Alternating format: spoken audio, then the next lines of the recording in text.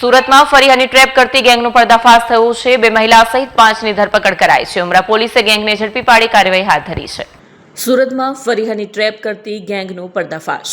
2 મહિલા સહિત 5ની ધરપકડ। ઉમરા પોલીસે ગેંગને ઝડપી પાડી જર્જરિત બંધ બિલ્ડિંગના ફ્લેટમાં હની ટ્રેપ કરતા ગ્રાહકનો સોશિયલ મીડિયા દ્વારા સંપર્ક કરતા યુવતીઓ સોશિયલ મીડિયા અને મોબાઈલ પર સંપર્ક કરી હની ટ્રેપમાં ફસાવતી, યુવતીઓ જોડે વિભત્સ ફોટો વિડીયો ઉતારી લઈ બ્લેકમેલ કરી રૂપિયા પડાવતા, એકાંત સ્થળે બોલાવી હની ટ્રેપ કરતા ઉમરા વિસ્તારમાં આવેલી સૂર્યમંજરી એપાર્ટમેન્ટમાં પોલીસે છાપો મારી ગેંગને ઝડપી પાડી।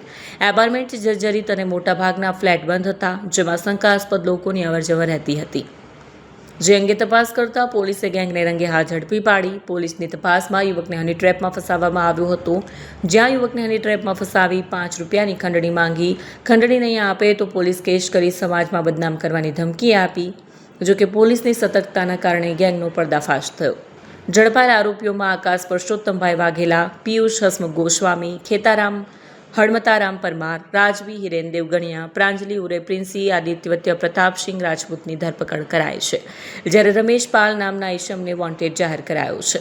આરોપી આકાશ વિરુદ્ધ વર્ષ 2022માં ઉમરા પોલીસે ચોપડે ગુનો નોંધાઈ ચૂક્યો છે, જ્યારે પિયુષ ગોસ્વામી વિરુદ્ધ પણ 25માં વરાછા પોલીસ મથકમાં ગુનો રજીસ્ટર્ડ છે। રાજવી દેવગણિયા વિરુદ્ધ કતારગામ અને પ્રાંજલિ ઉર્ફે પ્રિન્સી વિરુદ્ધ વર્ષ 2024માં ગુનો નોંધાયો છે। વધુ તપાસ ઉમરા પોલીસે હાથ ધરી છે।